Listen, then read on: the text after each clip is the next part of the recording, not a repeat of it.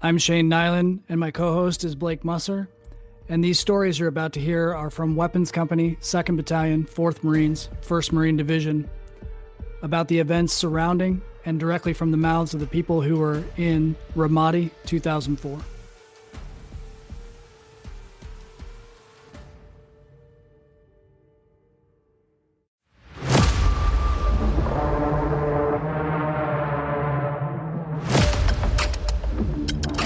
This is part 2 of our interview with Manuel Gonzalez from Mobile Assault Platoon 2. July 20th, we got called out for that VBIED. Yep. We took Oliver North with us. Yep.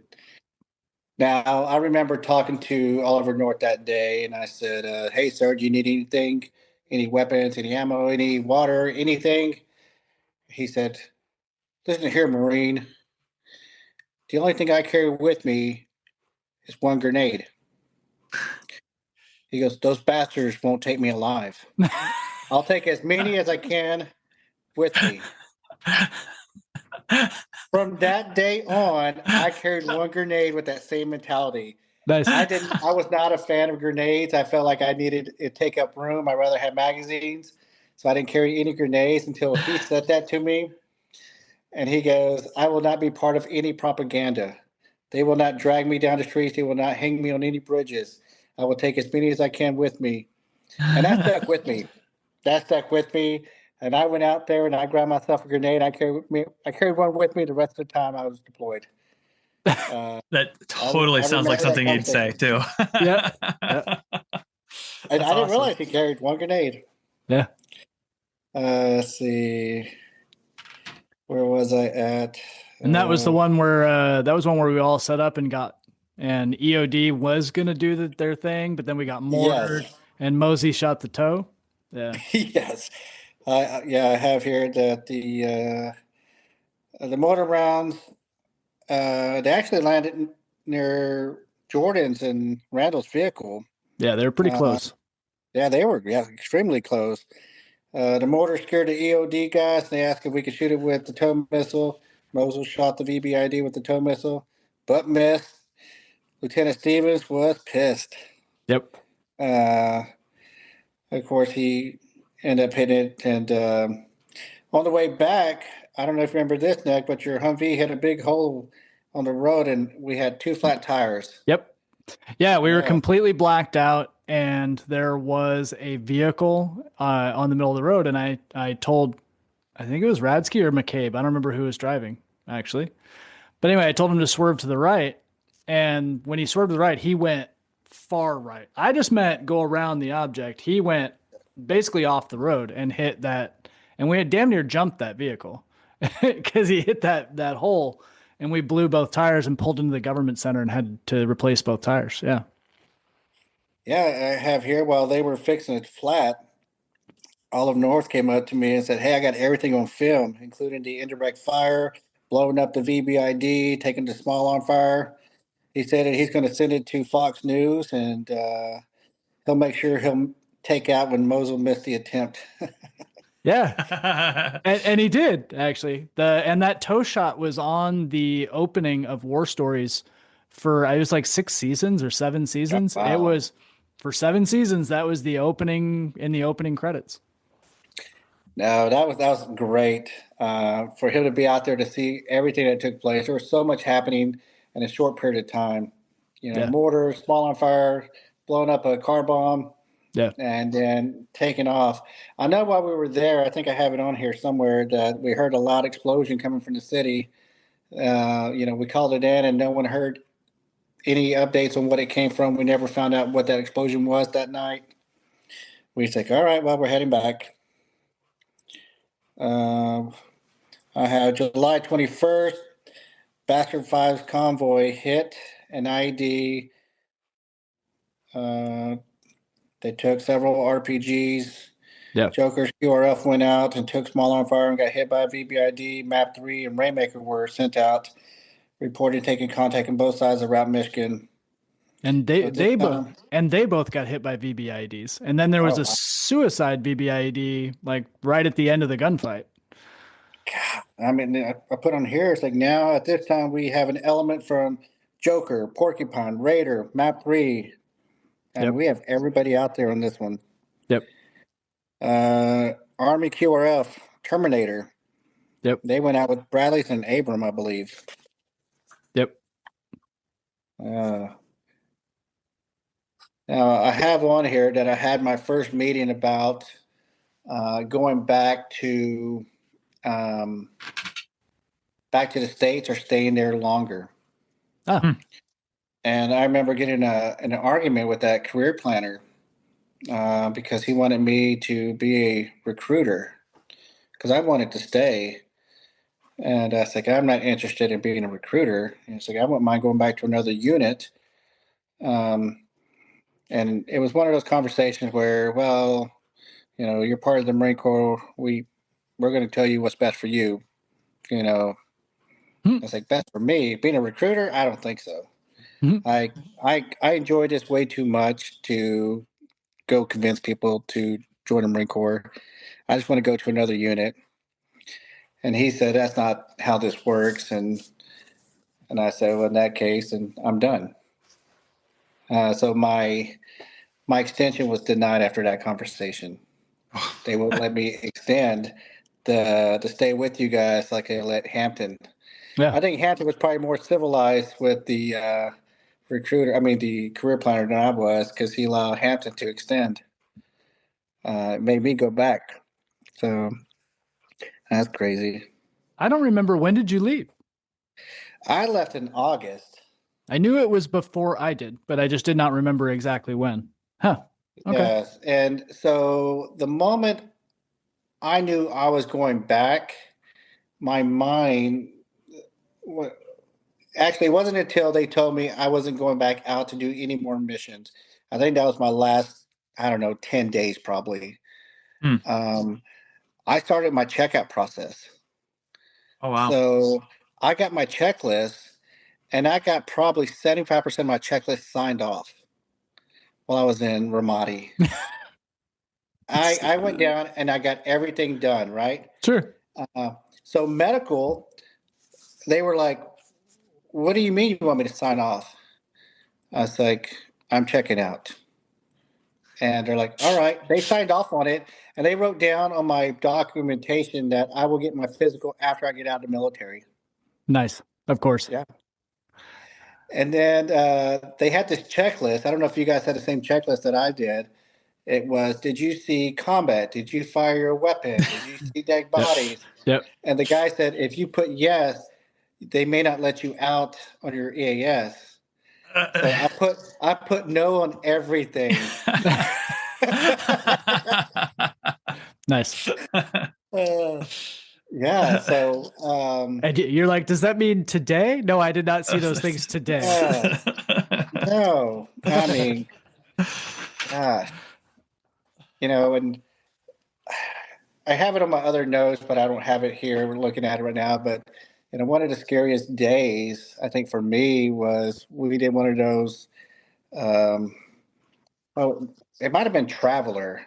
Did we have one called Traveler? We did. Operation Traveler was on the very beginning of August. It was technically. Was it no, it was. I mean, kind of. It was very similar in the operation, but it was called Traveler that we did with. It was a combination between ODA and I believe Golf Company, although I could be completely wrong. And everybody from Weapons Company that was available was out there. Oh, yeah. I mean, so I think it was this one here.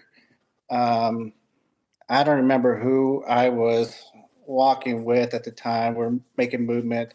It might have been Neil or Miranda. And this day was probably the longest day for me in combat. We popped a corner and some guy popped out in a black man dress, fired an RPG, but he fired it so fast it hit a tree and just exploded at the tree. He took off running. We ran around a corner and he was already switched out from black to white man dress. That black man dress was right there. The line company ran after him, and we were kind of just keeping our distance, trying to find higher ground. And we ended up chasing, we cornered him at some point, and one of the line company guys got shot by a sniper in his leg. Yep. I do remember that. The guy was right next to me. Oh. They got shot. And it came from a corner house, and they said, bring the trucks up. Mm-hmm. And I remember they brought it was multiple trucks, but they came up there and they destroyed that house. Yep. I remember someone said, LT, you want us to go pull the body out? He goes, no one can survive that. I mean, every Mark 19 round, the 50 cal destroyed that house. Yep. I mean, I think we assisted with that medevac or provided security of some sort. We were getting out, and it was reported there was 12 RPGs fired across as everyone's leaving that area. Yeah. And I don't think any of them hit. They just flew over the vehicles. On the way back is when I think Jordan spoke about this, when that RPG hit the antenna. Yes. And the bullet went right through Groves. Groves was on the gun. He was usually driving, but that day he was on the gun, and a bullet went right through his sleeve. I mean, within a centimeter of his wrist. Yeah, so we turned around. We were heading back to Hurricane Point, and we turned around. And we go back, and we were looking to see where it came from. And we ended up getting in that gunfight. Yep. And Big Boy was right next to me, Coleman. And Coleman said, go ahead, go. And he said he would cover me. And across on the second deck, someone had a machine gun. The AK-47, and just started firing right at my direction. And it went right over my head. And I said, do you see where it came from? He goes, up there. And he said, I'll get him. And then he started firing at Coleman. I was like, he's like, did you get him? I was like, no, it happened so quickly. And this happened like 2 or 3 times. And out of nowhere, Neil comes out, like, stands in the middle of the road, sits down, shoots, and kills the guy. It's like, where the hell did this guy come from? He's like Rambo. He's like out of nowhere. Uh-huh. And I was like, where the hell were you, Neil? He took cover somewhere else, and he was making movement to, track where the shots were coming from, and he saw it, and he ran out there and took the shot and killed the guy. It's like, damn, that was awesome. That was awesome. That day was pretty scary because I was trapped, and all I had was this, it was a pole made of metal, I think, that was probably about this thick. I don't know what the circumference of that is. Sure. And that's all I had to take cover. And I could not get a shot out. Every time I tried to point my rifle, I was getting shot at, and I was like, oh, shoot, I'm trapped. And out of nowhere, here comes Neil. And that son of a gun he saved me that day, I tell you. But I think Jordan talked about it when we found where they shot those RPGs. They had a bowl of fruit. Yeah. And a stack of mortar rounds, not mortar, RPG rounds. Yep. But that guy had been sitting there all day. He had a bottle of water and a bowl of fruit. And he was planning to sit there all day and shoot RPG rockets, I guess, because he was all set up in the shade. Oh, yeah. I'm reading here. I think I missed something here. On July 28th, I was doing guard duty. And I remember the SOG told us, hey, be on the watch for a semi-truck with refrigerators. It's supposed to be carrying a 500-pound bomb. Oh, I do remember that. Yeah. And I think the rest I put, that's not what I wanted to hear at 04. Yeah. Also on this day, July 28th, a Cobra pilot got shot. Yes. While in support of golf company. Yep. They never actually made it to the city before they got shot and diverted back. But that pilot got killed. Colonel arms fire. Yeah, Colonel David Green. All signs cookie. A mortar impact about 30 meters from our hooch. It sounded like it was right outside our door. Same day. Yeah. I have here July 29th, Snake Pit and Hurricane Point registered their mortars. I was not involved in that either. Okay.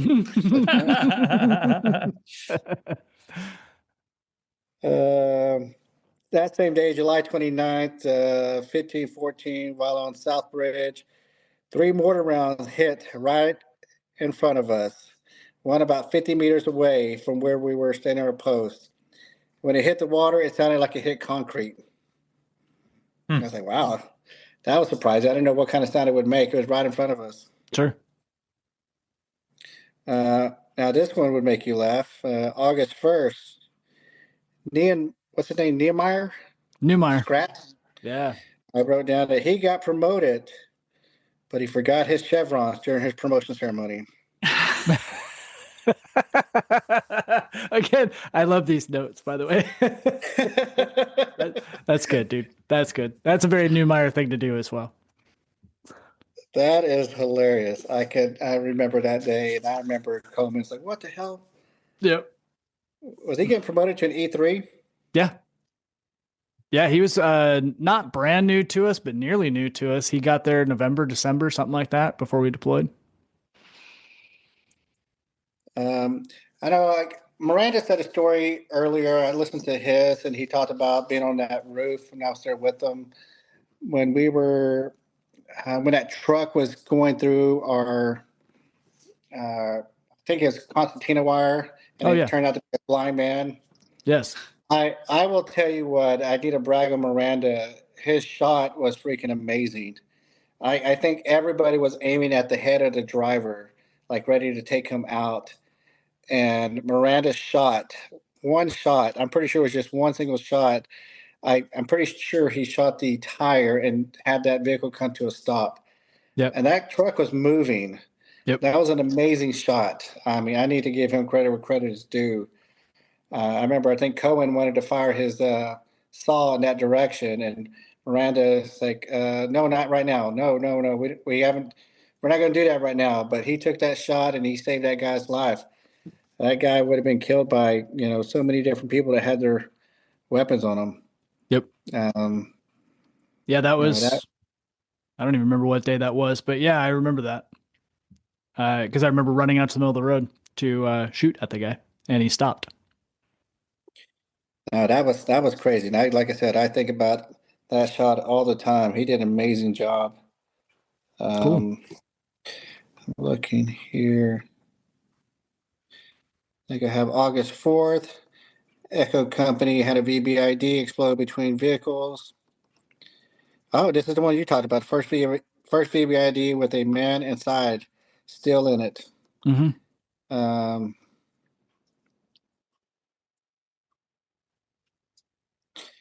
All right. I think in August, I think this is August 4th to August 7th is when they tell me that they're going to keep me from going out on these missions. Yeah. And they wanted me to get home. It kind of goes back to, I know I heard you guys talk about it when you guys were being relieved by 2-5. Mm-hmm. And, they kept you guys out to that very last second until, people almost got killed. Yeah. And it was time for you guys to go home. And you think about those things. I didn't know those things happened to you guys to your very last day. Yeah. Yep. Yeah, I did not. No, I did not know. Very last half an hour. Yeah, it was. September 11th and 12th were extremely busy. The 11th kind of started with some running gunfights, and then we got past it. We went out on the 12th, and it was like the whole city erupted all over again. And then they tried to overrun the front gate of Hurricane Point, and they tried to jump the gates over at Snake Pit, and it was crazy. It was the most coordinated and largest assault I had seen outside of the April gunfights. Yeah. No, that was, absolutely. That is scary to hear that to the very last second, you guys almost didn't make it home. Yeah. No, that's crazy. I have a note here on August 8th, sometime today, a Marine from Fox Company got shot in the face. August 8th. That was, God damn it, I can see his face I can see his face because I remember us responding to that. I cannot think of his name. He was the radio operator for the CO, and it went right through the side of his neck and up through his face and exited. And when we got there, he was just holding it shut and was terrified to move his hand, rightfully so. But he was still using the radio. He was still doing his job. That's amazing. Yeah, I can't think of his name. Saved life to me, but I haven't thought of it in 20 years. And of course, you guys mentioned just before about awards, because I'm reading here on August 7th, Doc Bundy and Sergeant Williams received, the Navy Commendation Medal or a NAM. I think back to the initial war, the amount of medals and awards that were given out versus the number of awards I heard during this combat experience in Ramadi. I can think of several citations I could easily write on things that I witnessed. Yeah. There's so many different awards that should have been given. Yeah. Same. You think about decisions that had to be made in an instant. Yep. You think about, just, these lieutenants, these section leaders going out and learning to do their job on the fly. Yeah. The unknown. I think I heard you say this before in one of your podcasts, cap platoon versus mortars are two different animals. It's funny. I was going to just ask you that. Yeah, go ahead. I can compare you guys to 3-5 cat platoon. They were great. Those guys, they were, I think what they call you guys, the Cowboys, the Wild Cowboys or something, when 2-5 was coming down. That was 2-5. Yeah, they said they weren't going to listen to our advice about the city. They said what they had heard in their pre-deployment brief was that we were cowboys and that we just shot anything that moved and we were not following rules. That was what they told us. Well, I will say this: during the initial war, the cap platoon put their vehicles and their lives on the line for so many different, line companies. They were going on the side of the convoys. They were looking for anything moving. Yep. They were so active and so busy, and that's the mentality that cap platoon has, right? Yeah. And you're in your vehicles at all times, and of course, being mortars, it's way different. It's way different. I think specifically for mortars, we at one point we were part of a trap team, so you got to learn all the hand and arm signals, the movement to contact, the suppress and fire, hand and arm signals, the land navigation. You got to do all this movement. Cap platoon, they don't do any of that. They learn to work from a vehicle at all times. They live in their vehicles. Yep. So I know the adjustment for map versus Rainmaker and Sledgehammer. Map 1, map 2, map 3 was simple. Yeah. And I know for myself and John Mark and Hampton, I think the role we wanted to play was wherever you need us, put us there. We're not coming in here to be FDC chiefs. We're not here to be FDC guys. We're not here to be FOs. We're going to be wherever you need us. And regardless of our previous billets and regardless of our previous positions, we knew that we were coming in to be part of a team. And I thought map 2 was as solid as they come. I was so impressed. We had so much great leadership. And I think I heard you guys say before the number of people that stayed in after Ramadi. That is amazing. I did not realize that till you guys brought that up. Yeah, there's a lot. There has to be a study on that. How is that even possible? The number of people that stayed in to be sergeant majors, master gunnery sergeants, first sergeants, master sergeants. Multiple of them crossed over and became officers. We have a few warrant officers. We have one gunner that came from our enlisted ranks as well. So it's a big list. Oh yeah. Absolutely. Now, I kind of mentioned a little bit about this before, but Map 2, Nyland, your team, you guys got a really good group of guys that came to work in your platoon. Hampton, a very solid Marine. I mean, that guy is. You tell him what you want done, he's going to get it done. Yeah. I mean, he may be a bullshitter in the freaking barracks or in he was the housing always area.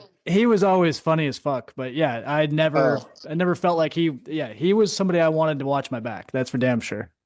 Oh, absolutely. John Mark, same thing. Him and I competed to be like Marine of the Quarter and freaking learning. We wanted to go to every school. We wanted to learn to train everything, and we competed our entire career. I don't know if you knew this, but John Mark won Marine of the Quarter at our company, battalion, and regiment, and tied for first at division. Oh, I had no idea. Yeah. That doesn't surprise me though. But so that's how he got the meritorious promotion to sergeant. Nice. Because he tied with an 8-year, 9-year sergeant for Marine of the Quarter. That's awesome. Or Marine of the Year. I don't remember what it was, but it was something big. So I think he has all his pictures of Marine of the Quarter of the company, battalion, regiment, and all the way up to division. So that is pretty cool. Now, here's the only thing that I remember about you two is that you cheat at spades. That's all I remember. Now, I learned to. We played a lot of spades. I will say that for sure. I think it's more intuition with my brother and I. I don't think we cheated. Is that what it is? Even 20 years on, you won't admit it. I swore, because me and you played spades against each other because you always played with your brother as your partner. And I'd mostly grab Pryor, but I'd grab a few other people. And man, I think we played every night, at least one game. And I could have swore you guys had hand signals or fucking mental telepathy or something because you guys would kick our ass so often. I mean, that's what the mortarmen are known for, spades. Am I right? Yeah, that's right. Spades, I mean, gosh. One of the things I did to occupy my time while I was there, I think number one, I spent a lot of time with either Lachard or Sassar Coleman because we were always working out, grappling, or measuring our biceps. But I worked out nearly 7 days a week. Yeah. That's exactly how I occupied my time. And one thing people didn't realize about me that I shut out the world when I was deployed. I didn't like calling home. So I only made 3 phone calls, 2 at the AT&T trailer and 1 on a sat phone. Yeah. Wow. I had that mentality that I wanted to shut out the world and focus on, my deployment. And of course, I used to tell my mother, I was like, hey, if I don't care if my grandma dies, don't tell me till I get back. I don't care if my uncle dies, don't tell me till I get back. I'll deal with that when I get back. Right. Yeah. And she said she understood. And the first time I called home and she answered, the first thing she said was, your dog died. The dog I have for 19 years. I was like, what is wrong with you? I'm never calling home again. I was like, this is why I don't call home. Yeah. And so I'm glad I kept my phone calls to 10 minutes. I was like, all right. Because I was so cheap, I did not want to spend any money. Because the calling cards, were they 20 minutes for $20? They're so much. 20, they made their money off of me. Yeah. Or $20 for 10 minutes. I can't remember what it was. And to me, I was like, oh, that's too expensive for me. I'm not spending any money. But that's how I was programmed. I would not do anything. And, I never did any tobacco products, even to this day. I never smoked, never dipped, never did any of all that. Yeah, you and Miranda, man. That's funny. I thought everybody did something, but that's right. I know Miranda didn't. I didn't realize you were that way too. That's cool, man. That's good. So I would do nothing but sunflower seeds. Yeah. And so they would send me boxes and boxes of sunflower seeds. Every now and then someone would send me some Copenhagen or cigarettes, and I would just leave it out on the table because I'm anti-tobacco. I've never liked anything with tobacco products, but I know that's what's needed in a combat zone. People need their tobacco. Get it. If people don't have tobacco, get out of their freaking way. I tell you. Yeah. Yeah. No, so that's how I occupied my time while I was there. And then I got into reading books after I got tired of playing spades. So I probably read more books in Ramadi than I did my entire time in high school. Yeah. I was just looking for the most random books to read. I didn't watch movies. I wasn't. I think I had too much ADHD to sit still for movies, even at that time. So I could sit and watch maybe 2 movies the entire deployment. Yeah. After that, I needed to sit outside, or I needed to read a book, or I needed to walk around. I think I got in trouble a couple of times for running with, and I think they wanted me to. What did they want me to do? Like, I think mortars were hitting. I think it's going to hit you no matter where you get.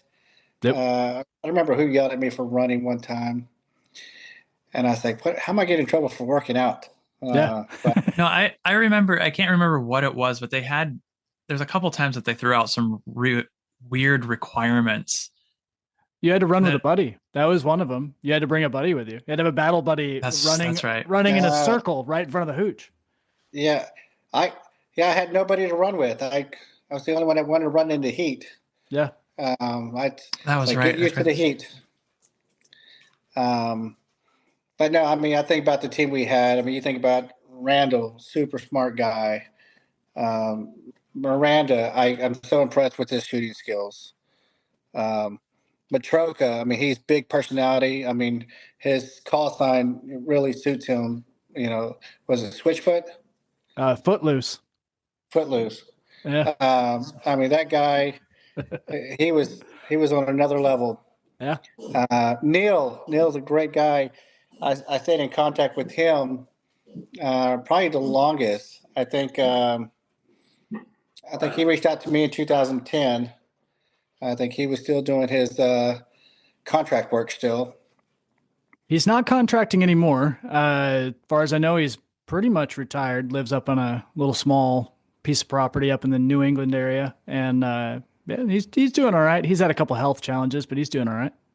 Yeah, I think it's 2009, 2010. I think he said he's finishing up. He's done. He's not doing any more. Yeah. Yeah. Finally. Like, hey, you're done. Call it quits. Yeah. Call it quits. Who am I missing in my vehicle? Doug Homewood. I tell you what, he looked like he was 15 years old. Mm-hmm. But he was an amazing driver. When they told him he was going to be a driver, he took that task serious. I don't remember who. He said someone took him out to learn how to drive with NVGs, and he only had like a day or two to figure it out. And next thing you know, he was out driving. Yeah. You know, that is amazing. These drivers need to get credit where credit is due. That is a tough task. I never wanted to be a driver ever in the military, but to be a driver in a combat zone, that's scary. It's tough. Who was our first vehicle? Was that Randall? He do all of our. Randall was first vehicle 90% of the time. Yeah. Yeah. So I think that's how it was for us, and of course with 81s and while we were deployed and our other stuff, I was the first vehicle. I did a lot of the navigation. Yeah. But it usually comes with FDC. You know, doing all the planning. When he got sick of it, I would take over every once in a while and do first vehicle, but mostly I was the last vehicle. And that was how we split it up. No, I thought Jordan was great. I thought Harden was great. I mean, we had some great NCOs. I hope I didn't leave anybody out that I'm thinking of. But they were, I mean, McCabe, I think he was NCO at the time too. He was? I mean, gosh, I mean, we had a lot of NCOs there. We were very sergeant heavy. I mean, we had a lot of sergeants, but we were very NCO heavy. We had I mean, the whole half the squad bay was sergeants and corporals. So. Oh, yes. I know when I got back from Ramadi and got back to the States, General Mattis was there and shaking everybody's hand as we were coming down. And we ended up waiting there for 4 hours. So I think we all joined the VFW just to pass the time. Nice. But when we got back, I think I was out first out of everyone that came back because I got 75% of my information done while we were in Ramadi. Yeah. So I remember, as soon as I did, what's it called? Tap. Tam and taps. Yeah. Yeah. Yeah. I knocked that out, and I bet the very next day I was gone. Damn. Wow. It was that quick. And so you came back like mid-August. Like when were you out? Mid-September? Well, I had, so when we got back from our Iraq deployment, I decided I didn't want to go home. Yeah. I think it's what it was. Or was it?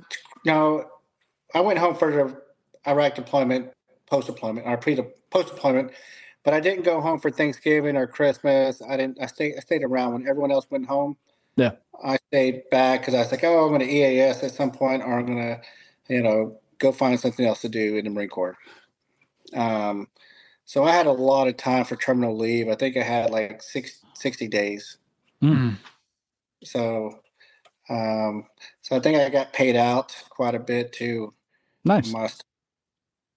But I know the transition from Iraq to college was difficult for me. Being around these kids that walk slow, move slow, just sleeping in class. I had a handful of professors pull me aside and be like, okay, listen, you can't talk to them that way.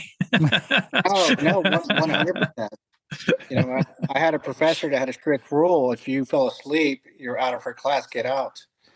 And she told, one of the young guys, he goes, hey, get up, get out of my class. And he goes, oh, I'm working 2 jobs. I'm going to class. She goes, I don't care. Get out of my class. And he's like, well, you can't tell me. And I stand up. It's like, she said, get the hell out before I drag you out. And she thanked me and told me not to do it again. That's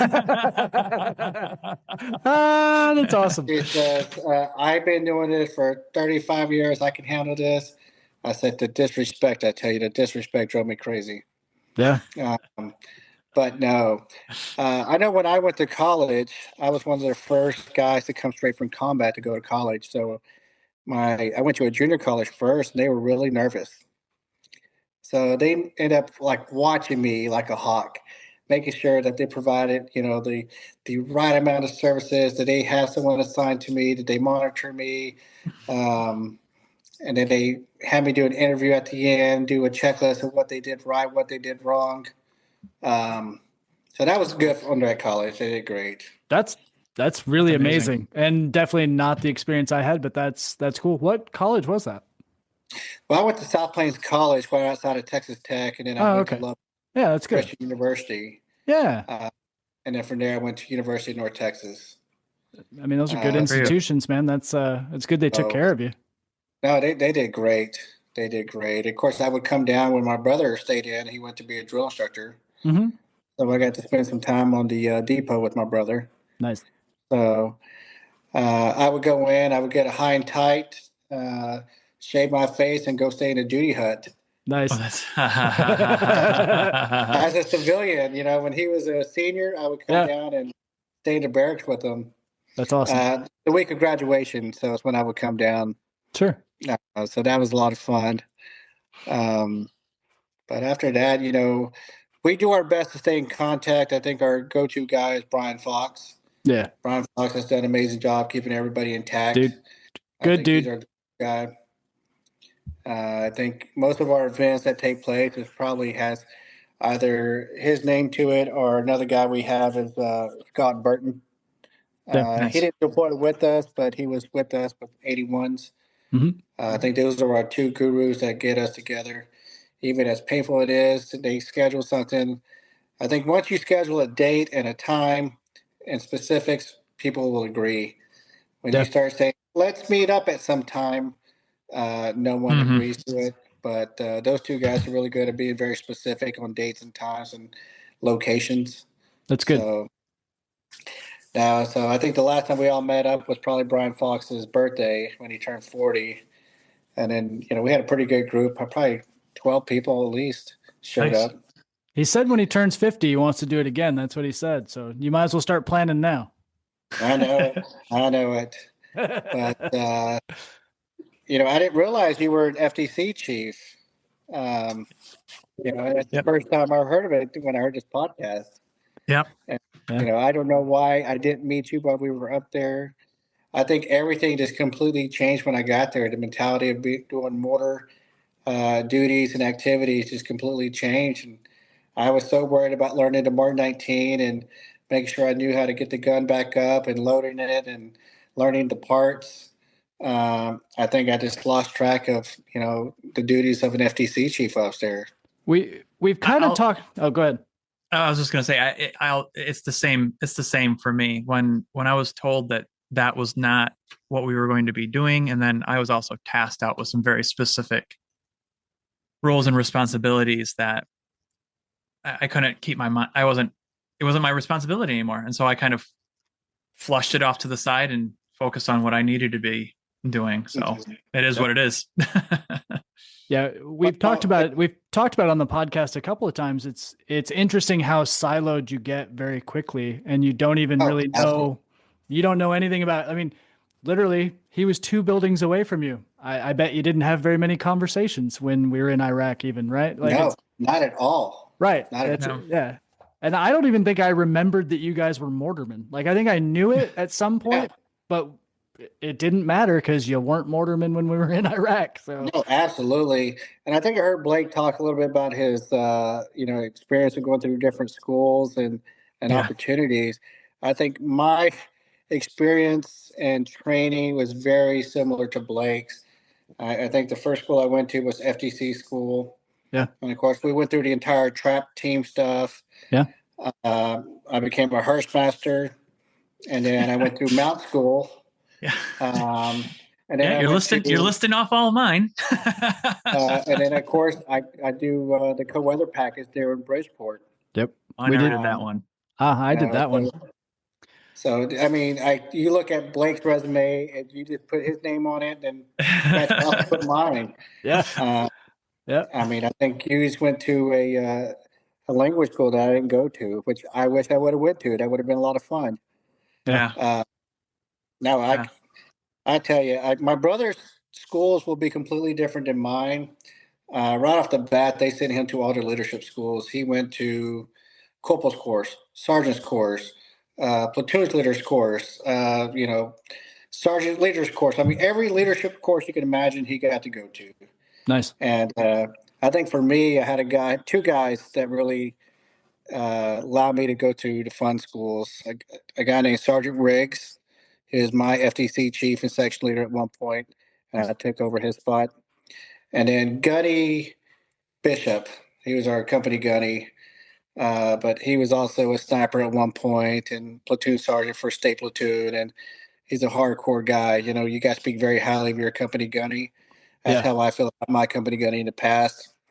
So they always hook me up with opportunities to go to these schools instead of going to corporal's course and sergeant's course. Nice. So I got lucky there. I know I got to meet your company gunny once that I can recall. I think within my first 2 weeks there, he did ask if, what other skills do I bring to the platoon? Can I weld? Can I torch? Can I cut hair? Dude, he was, that's a resourceful man. He was always looking for ways to expand the capabilities of anything. And he popped up everywhere. No matter where you go, he popped up. So he was a busy man. I give him that. I know you guys speak very highly of him. Yeah. I got to serve with a lot of lieutenants and a lot of staff NCOs with 3.5 and 2.4. And I tell you, I was impressed with Lieutenant Stevens and Staff Sergeant Coleman. I tell you, he made that deployment where I enjoyed it, even though every day there was mortars, there was rockets, there was IEDs, there were snipers, there was car bombs. You never know what tomorrow brings, but he got you ready for that next mission. Yep. And he did an amazing job. I know I don't say this enough, or you probably guys don't get this enough, but having everyone have a platform to talk about their experience is just amazing. Thanks, man. And I tell you, the guys that deployed with us, 224, that's all we talk about. We talk about those experiences. We probably talk about those more than the experiences with 3.5 because it was a different experience. I know when we talk about 3.5, it's typically about while we were deployed, the stop loss guys left, we took over. Yeah. We got our first drop of boots, and we've taken over, and that's a lot of fun. And we had our meetings on how we're going to do things different and how we're going to do this. We're going to do this. We're going to do this. But Blake, you can probably understand what we do in FTC. We get to pick the cream of the crop, so we get to have first pick of all the drops, all the boot drops. We think, all right, I can tell this guy looks like he's smart. We'll take this one. This one looks like he's physically fit. We'll take this one. I know our FTC was held to a pretty high standard with 3.5. Of course, we had to have the, PT studs. We had to hire the guys that want to compete in any school that we send them to. Our uniforms had to be the best. Our rooms had to look the cleanest. It was like everything for FTC was pretty high standard with 3.5, and that's one thing we did maintain. So when we trained these guys, it was hardcore. And I know you guys talked about the way CAT and 81s are a little bit different. I do believe that. Yeah.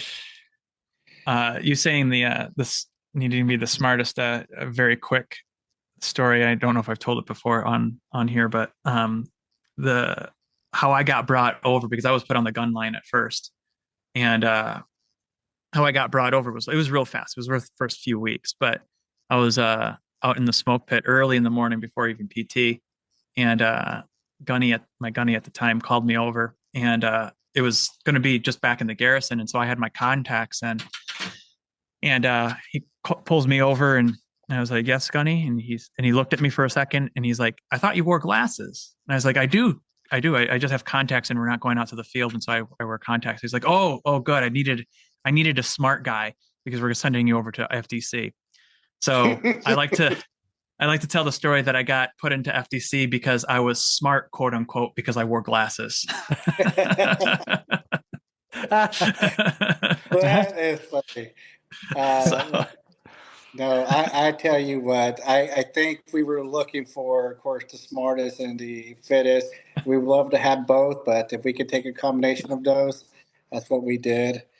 And I know that was the part that was a little hard too when we went to 2.4, was we just got that boot drop and we were training them for their deployment. Yeah. And of course, 3.5 was one of the units that got sent to Fallujah.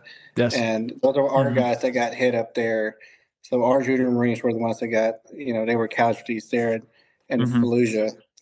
So that was hard to take too, because I know a lot of us wanted to be part of that training to prepare for their next deployment and do that changing of the guard. If you know what I mean, it's like, hey, you guys want to take over? We're going to give you full reign, and we didn't get to have that because we left and went to 2.4.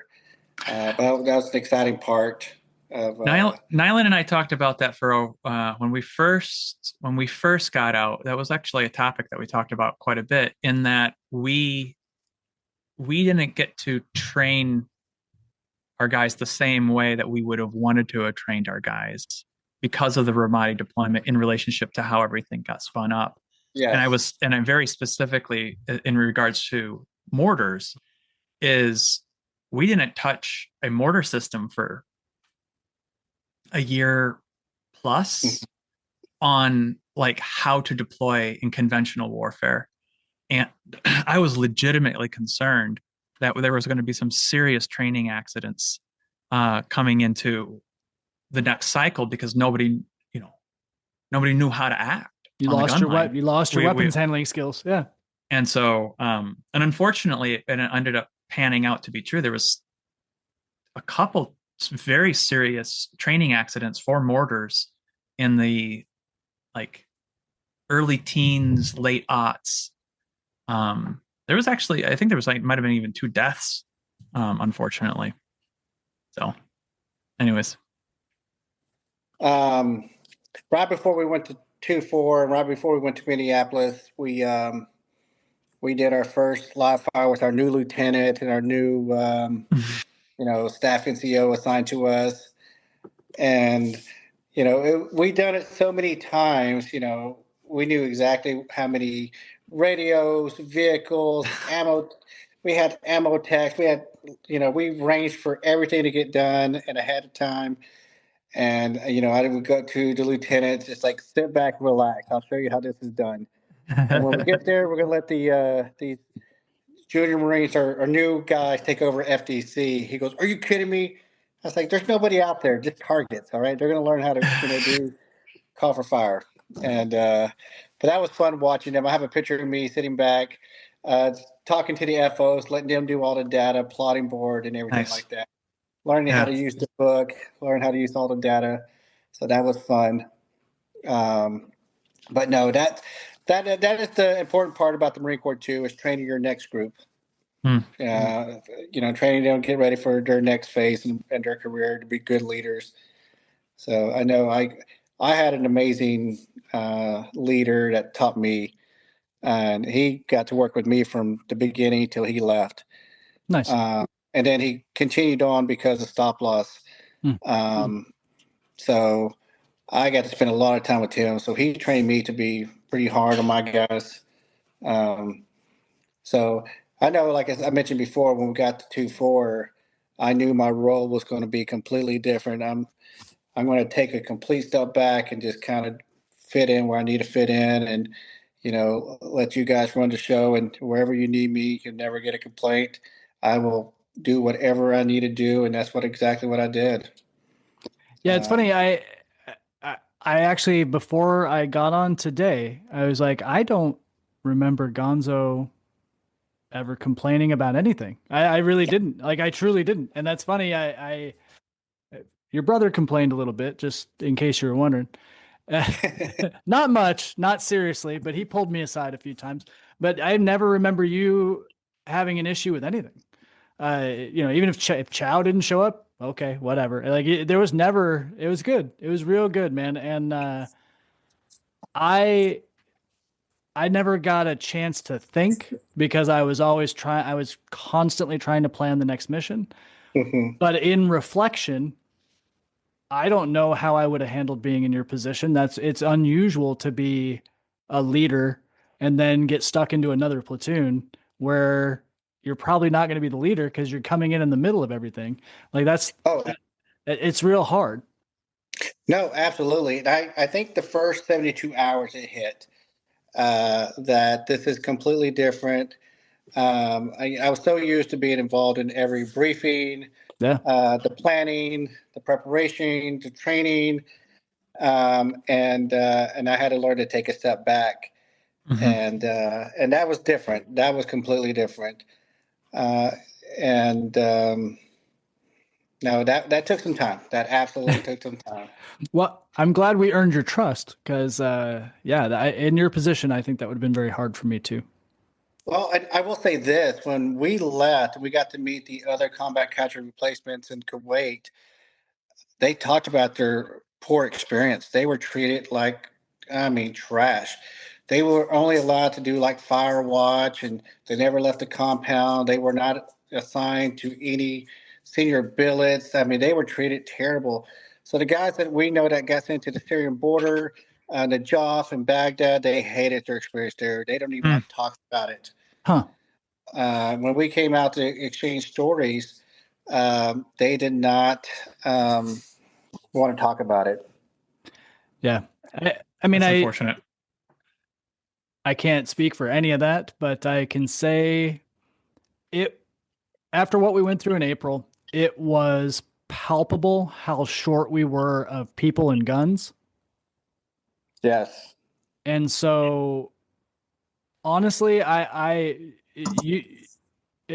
you guys were amazing. So I'm not saying you could have been you could have been a donkey with a gun at that point. I would have accepted you because we really needed people because it was an eerily awful feeling being surrounded and outgunned.